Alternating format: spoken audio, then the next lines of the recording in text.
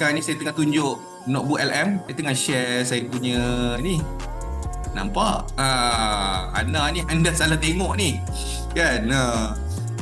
So that, okay. Okay, semua dah respon kata nampak kan? Okay.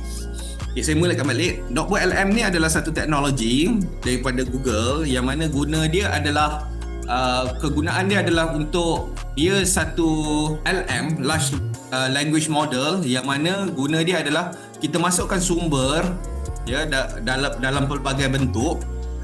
Ni saya nyatakan sumber-sumbernya. Kalau anda create notebook ni baru anda boleh nampak lah sumber-sumbernya.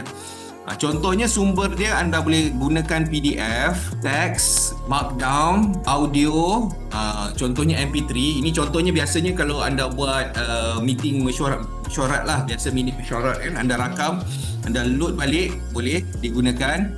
Dokumen, AVIF, ni gambar-gambar lah, jenis-jenis gambar, BMP, GIF, icon, JPEG, PNG, WebP dan seumpamanya. Ya.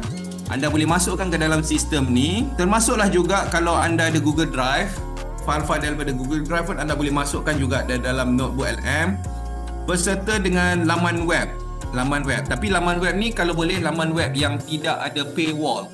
Contohnya paywall ni macam contoh website contoh seperti times.com, ink.com, yang mana website ni kalau dia bila kita nak terjun ke dalam tu untuk tengok certain artikel, dia tiba-tiba ada certain tu dia berbayar, tiba-tiba dia pop up, dia kata okey sila bayar untuk langganan bacaan seterusnya.